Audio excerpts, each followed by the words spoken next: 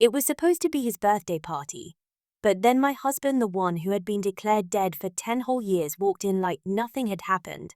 And he wasn't alone. Right by his side stood Chloe, his longtime companion, and their 2 sons, one of his old friends. Clapped. I'm on the back laughing. Ethan, man, that fake death stunt was genius. Hollywood owes you an award. Remember how Sarah was running around pregnant and frantic searching for you? Everyone said she was just some overly emotional woman that was wild ape and smirked. If she hadn't been so desperate to trap me with that pregnant, Chloe wouldn't have spiraled. Sarah needed to learn what it feels like to be rejected. Unless she gets down on her knees and apologizes to Chloe tonight, she and that kid she was carrying can forget about ever having my name. He said it like he was enjoying the thought of seeing me bag, but he had no idea he thought he'd humiliate me for the last time. What he didn't know was everything his stage death had backfired years ago. It wrecked the company's reputation, stocks plummeted, bankruptcy followed, his father collapsed from a heart attack. And his mother, she blamed me. She lost control, attacked me when I was 8 months pregnant and I lost the baby. She took her own life before the police arrived. And I survived. I married Arthur Forward, the man Ethan owed a fortune to. We had a daughter, Lily. She's old enough now to talk that check with attitude. Ethan kept smirking. Sarah, she was a wreck back then, screaming in the streets like she'd lost everything. Thought getting pregnant would force me to stay. Ridiculous. Chloe was always the one for me. Then our eyes met, a storm toward me. Sarah, what are you doing here? I disappeared to get away from you. Why won't you leave me alone? People whispered, who is she? Mr. Ford's introducing his wife tonight. This woman ruins it. There'll be consequences. I met his stare. You faked your death. I had a marriage legally ended years ago. You don't get to speak to me like that.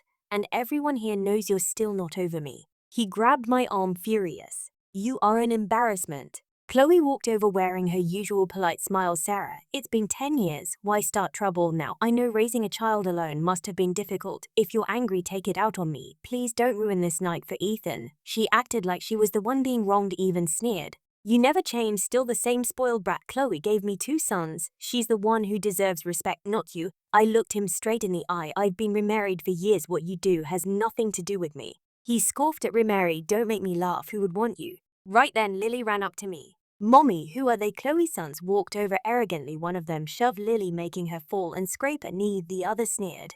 You think you can take our date away? I stepped between them and my daughter. That's when Ethan lashed out and kicked me. What's wrong with you pushing kids around? He kicked me again. Shaking with anger, I stood up and slapped him across the face. You are a disgrace. Chloe gasped and grabbed his arm. Ethan, please don't get angry. I should have kept a better eye on the kids. He picked up a wine glass and hurled at me. It shattered, splashing line across my face. The room went silent. You're unhinged, I said through clenched teeth. I'm done playing along with this farce. I lifted Lily in my arms and started to leave, but Ethan blocked the way, apologized to Chloe and the boys. Now then, disappear. This party isn't for people like you. I met his stare, calm and cold. I will never apologize. And I am remarried. Stay far away from me. As I turned my back, he shouted after me. You're not fooling anyone. You regret this. Once I believed our arranged marriage was the start of a fairy tale. Ethan had been my hero. Now he was nothing but a nightmare. He had destroyed everything. Just then my phone lit up with a message from Arthur. On my way, 15 minutes. I replied, Lillian, I will meet you at the entrance. We cleaned up and headed to the lobby. But there he was again, Ethan with Chloe. He grinned. Changed your mind, get down and bag Chloe, do it. The crowd around us murmured close. His eyes widened. That pendant, Sarah, isn't that the one Mr. Ford gave Mrs. Ford? How do you have it? Whispers turned into gasps. She stole it from Mrs. Ford. She's done. Even snapped. You stole from Chloe. Have you lost it? He lunged at me, grabbing my neck. I struggled to breathe. I am Mrs. Ford. I managed to choke out. That's my pendant. Silence fell. Then laughter. You Mrs. Ford? Yeah, right. The crowd laughed louder. Suddenly Lily pushed Ethan with all her might. Don't touch my mommy. Chloe's sons rushed again. One bit my arm, the other shoved Lily. She cried out, just wait until my daddy gets here. And right then, he arrived. Arthur Ford, sharp suit, unshakable presence. The room fell silent. Lily ran into his arms. Daddy, they were hurting us. Arthur turned to Ethan, his voice like thunder. Touch my wife again. And you wish you had stayed gone. The room froze. Every whisper, every cruel smile vanished the moment Lily's voice cut through the tension. Arthur's eyes scanned the scene, me shaken and bruised, holding a sobbing daughter. Ethan Steele made laugh suddenly pale as the truth sank in Arthur. His jaw clenched. He moved forward slowly, deliberately, like a storm building. He didn't say a word at first. He simply came to my side, looked at Lily's scraped knee, the bruises on my arms, the wind-soaked dress, the red mark on my neck. Then he turned to the crowd, voice cold and steady. Who did this? No one responded. They didn't need to. Ethan laughed nervously. Arthur. This is all a misunderstanding. Sarah showed up out of nowhere and caused a scene. She went after the kids, and then enough. Arthur's voice cut through everything. He walked past Ethan and gently took Lily from my arms. Are you okay, sweetheart? She nodded, burying her face in his neck. They pushed me, she whispered, and one bit. Mommy. Arthur turned to Chloe's sons, his gaze sharp. Who taught you it was acceptable to hurt a woman or a child? Chloe opened her mouth, but Arthur raised a hand. I wasn't asking you. Then he looked back at Ethan. You hit my wife, you kicked her, you grabbed her by the neck. Ethan swallowed hard. I didn't know. You didn't care to know. Arthur snapped. You assumed. You humiliated her. You attacked her in my home. People were already stepping away. Silent. Chloe tried to intervene. Mr. Ford, maybe Sarah just misunderstood. No, what's misunderstood is that you thought you had the right to speak to her or to come near my daughter. Inviting you here was a mistake. Get out, all of you now. Ethan flared. You can't be serious. You're kicking me out for her. You don't know what she's like. She ruined my life. Arthur moved until they were face to face. You faked your death to avoid consequences. You left a pregnant woman behind while your family collapsed. Don't talk to me about ruined lives. Sarah survived everything you put her through and came out stronger. The silence was absolute. Arthur turned to me. Boy, waist gentler. Let's go upstairs. We'll clean Lily up. Security will make sure they never set foot here again. Ethan lunged, shouting, she's mine. You can't. Arthur didn't flinch. He punched Ethan clean across the jaw. Ethan crashed to the floor, groaning.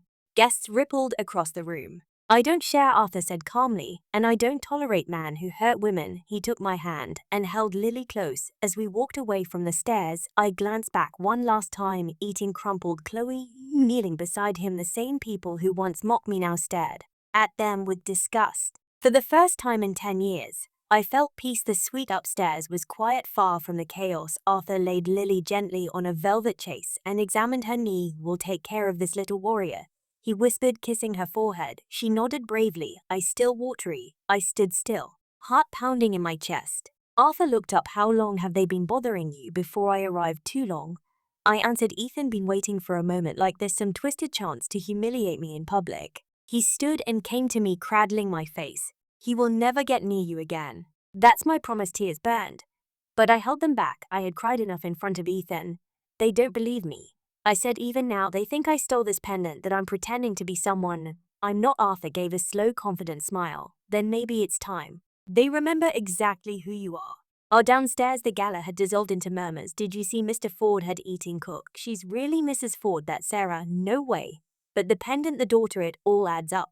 By the time we returned to the hall, Lily in a fresh dress, my hair neatly pinned back, every eye was on us. Arthur walked straight to the stage. He took the mic without hesitation. There seems to be some confusion tonight, so allow me to clarify this, he said, pulling me gently to his side. Is my wife the woman I married 5 years ago, the woman who rebuilt my world, the only person I trust with everything I am. The crowd still my daughter, he continued, gesturing to Lily, is our pride, and anyone who raises a hand or voice against either of them is no longer welcome in my home, my company, or my life.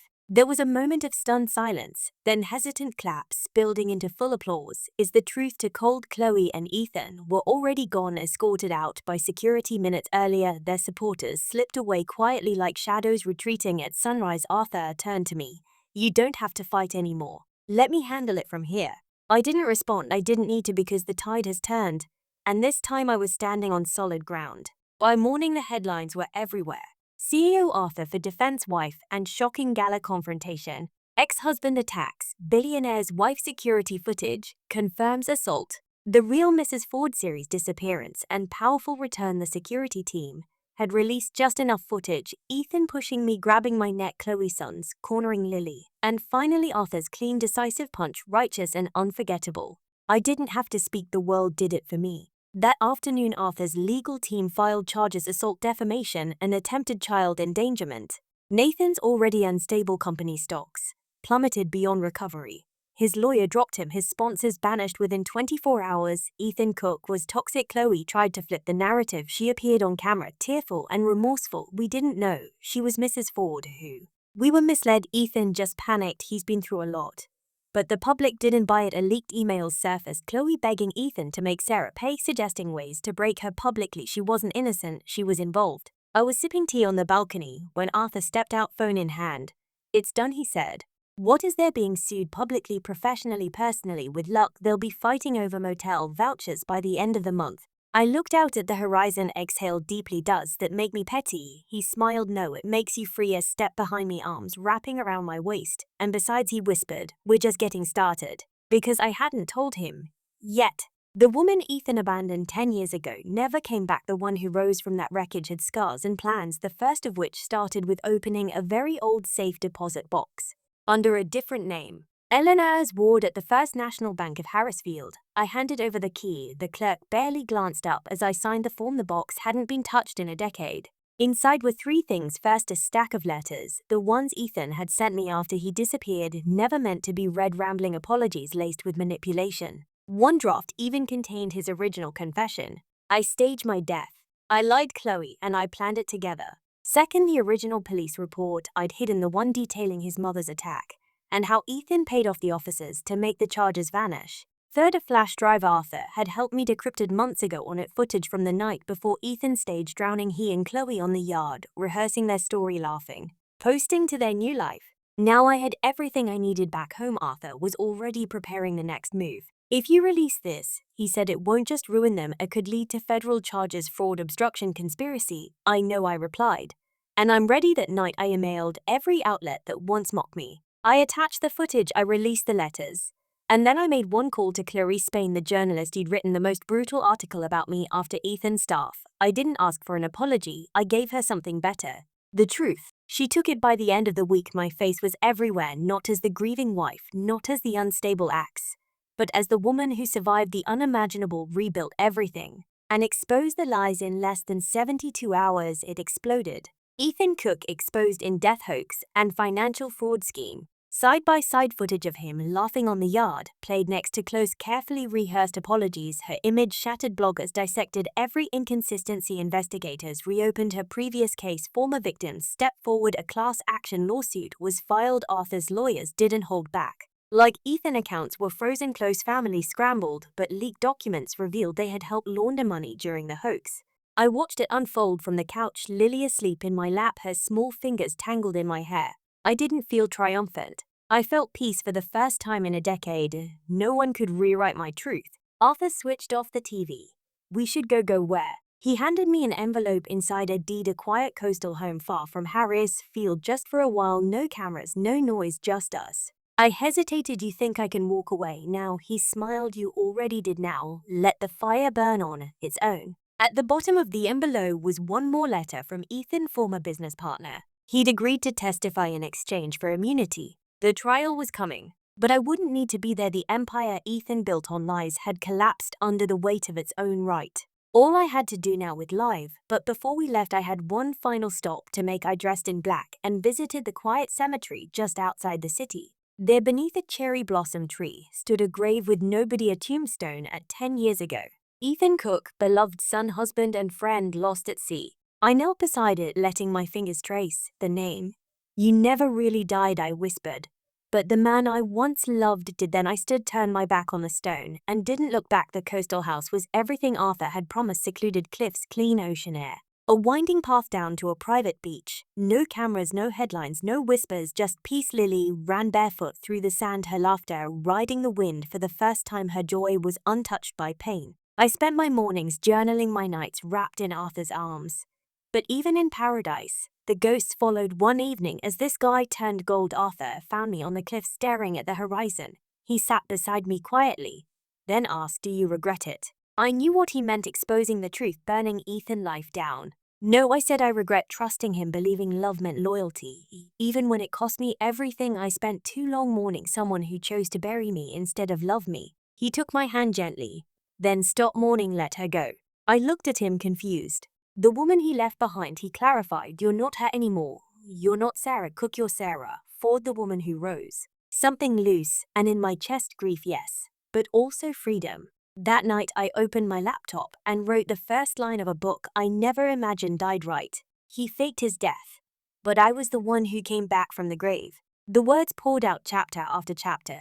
Not a revenge story, a resurrection. Weeks later, The trial began without me. The evidence spoke louder than I ever could eat, and days 22 counts of fraud, assault, and obstruction. Chloe was charged as a co-conspirator. I didn't. The verdict. I was busy teaching Lily how to ride a bike. The past no longer held me. But I had one final surprise before I truly closed that chapter. The courtroom was tense. Ethan sat rigid in his standard issue suit, face pale. Chloe, behind the defense table, stared ahead, expression empty, her composure finally broken. The prosecutors stood before sentencing. Your Honor, the victim has admitted. A video statement. Gasps echoed. This green lit up there. I stood calm, composed, with the ocean behind me. Hello, Ethan, I began. I'm not here to scream, cry, or beg. That version of me is gone. He flinched. I'm here to thank you. Silence. Thank you for faking your death, for leaving me in ruins, because in those ruins, I rebuilt something stronger. Chloe lowered her eyes, events, fists clenched. You said I'd be nothing without your name. You were wrong today. I run a non-profit helping women escape emotional abuse. My daughter is safe. My husband loves me. And the only one still living in the past is you. I leaned slightly closer to the camera. So this is goodbye from this moment on. You don't exist. You're not my ex. You're not my story. You're just a warning. The screen went dark. The judge cleared his throat. For the crimes of fraud, assault, and obstruction, I sentence Ethan Cook to 25 years in federal prison without parole. Ethan exploded. You can't do this. She's lying. She's lying. But no one listened. The world had already moved on. And so had I. 1 year later. The Manhattan bookstore was packed. Standing room only. Cameras flashed. Copies of Ashes, Don't Lie vanish faster than staff could restock. I stood by the podium, tracing the gold lettering across the cover. Sarah Forward, author, survivor, wife, mother. A far cry from the woman once discarded and silenced. When it was time to speak, I looked out at the crowd. Young women holding hands, older women nodding, men listening closely. I smiled. My story isn't rare, I said. Too many know what it feels like to be silenced, doubted, erased. But I've learned something from every betrayal, every scar, every silence. I glanced down at Lily in the front row, wearing her "My Mommy Wrote This" book sticker proudly sitting on Arthur's lap. They thought they were breaking me, but they were building me. Applause roared later. While signing books, a young woman approached, voice trembling. How did you move on after everything? I looked into her eyes and answered softly. I stopped waiting for an apology and gave myself permission to heal without one. Outside, the city lights sparkled. Arthur took my hand. What now? I smiled and pulled my coat tighter. Now I live loudly, fully, and on my own damn terms, because Sarah Cook may have been buried, but Sarah Ford, she had only just begun.